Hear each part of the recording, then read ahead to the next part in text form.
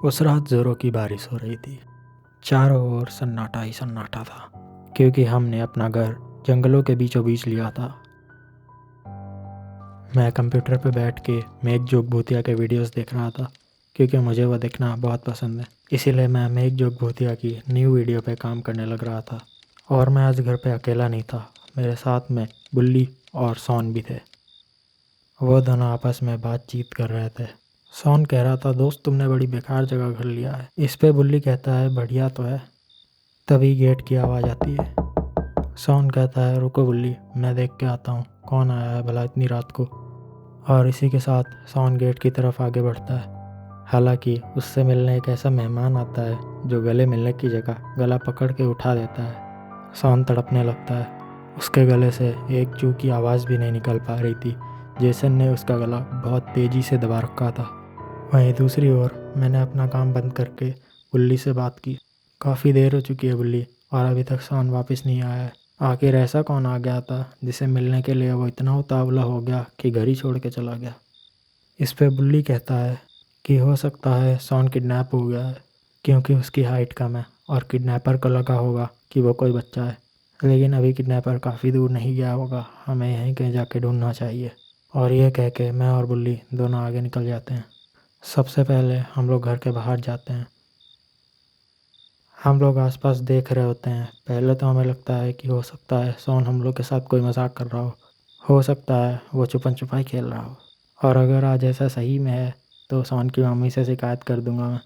लेकिन हमें वो नहीं दिखता है, और हम समझ जाते हैं कि आज हम फंस चुके हैं। हम उसे ढूंढते ढूंढते बगल ही के एक खंडहर में पहुंचते हैं। उस जगह पे नॉर्मली कोई नहीं आता, लेकिन सॉन को जब होश आता है तो वो अपने आप को एक खंडहर के अंदर पाता है। गेट पे तो ताला लगा होता है, तो पहले वो सोचता है कि ऊपर की तरफ से खिड़की से निकल जाएगा। लेकिन सॉन बौना है, वो वहाँ तक पहुँचेगा ही नहीं। हालांकि ये तो मुझे भी जानना है कि क्या सॉन इतनी ऊंचाई पे चढ़ पाएगा, या वो इसी जगह के अंदर फंस के रह जाएगा जहाँ जेसन उसे नहीं छोड़ेगा।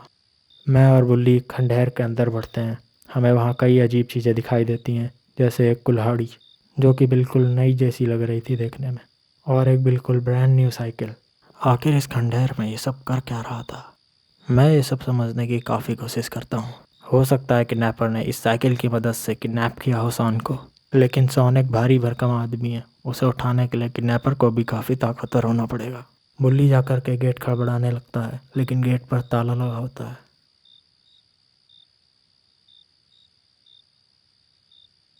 ये देख के बुल्ली मुझे इशारा करता है उसके पास आने का। मेरे भी कुछ समझ नहीं आता है, तो मैं सीधा बुल्ली के पास चल देता हूँ। इस खंडहर के आसपास बस हमारा ही नया नया घर बना था, और हम लोग तो यहाँ पे आते भी नहीं हैं। तो ये कुल्हाड़ी आखिर लाया कौन? चलो मान लिया जंगल है, यहाँ पे लकड़ी काटने अक्सर लोग आया करते हैं, फिर ये साइकिल यहाँ क्या कर रही है? मैं बुल्ली से कहता हूँ, बुल्ली मुझे लगता है कि सॉन किडनैप हुआ है। वैसे तो यहाँ चारों ओर जंगल ही जंगल है, तो किडनैपर ज़्यादा दूर नहीं जा पाया होगा। फिर बुल्ली कहता है कि चलो यहाँ का ताला तोड़ देते हैं चल के। और वहीं दूसरी तरफ सॉन गेट खड़बड़ा रहा होता है और चिल्ला भी रहा होता है, लेकिन उसकी आवाज़ बाहर बिल्कुल नहीं जा रही होती।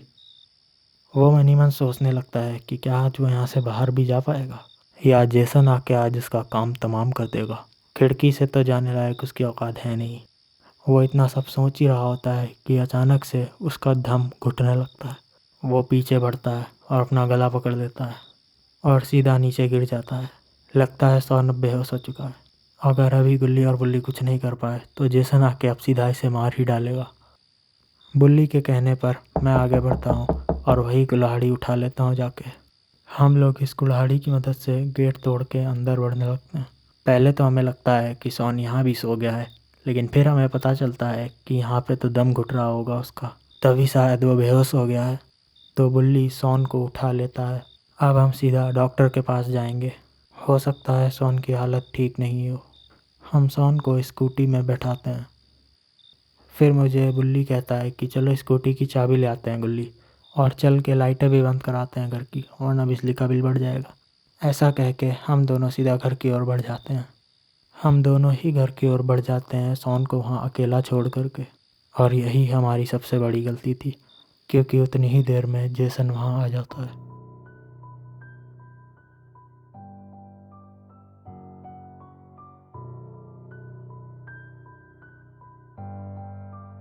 वो सॉन का सीधा गला पकड़ के उसे उठा देता है और वापस से खंडहर की ओर बढ़ने लगता है।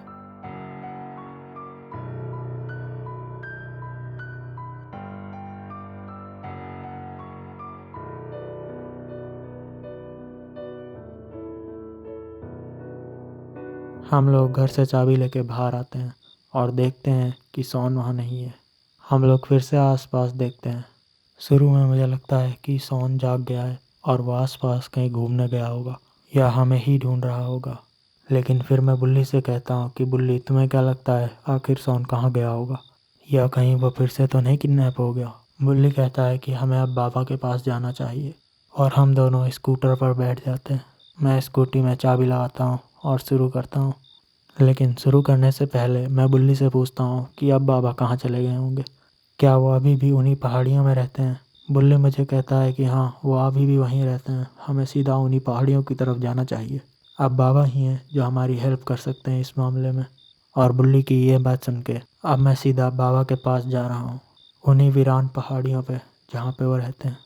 काफ़ी लंबा सफ़र तय करने के बाद में पहाड़ी और जंगल पार करते हुए हम लोग एक जगह पे पहुँचते हैं जहाँ पे पहले बाबा रहा करते थे।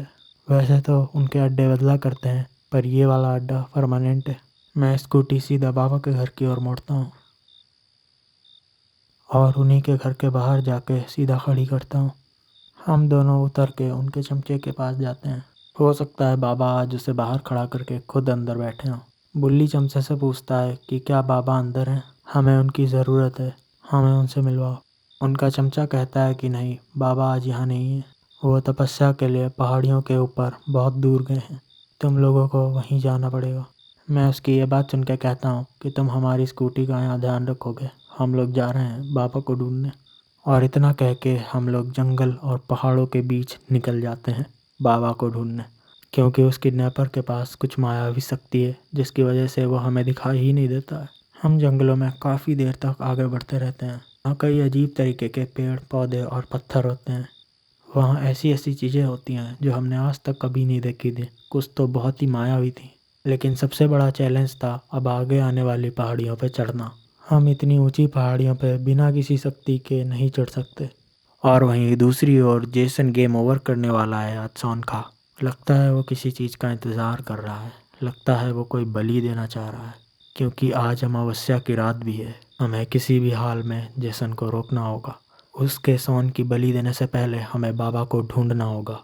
क्या लगता है दोस्तों, हम लोग बाबा को ढूंढ पाएंगे या जेसन सॉन का गेम ख़त्म कर देगा? इसके बाद वो ऐसी ताकतें पालेगा कि वो हमारा भी गेम बजा देगा और हो सकता है फिर वो बाबा के कंट्रोल से भी बाहर हो जाए। मिलते हैं अगले पार्ट में।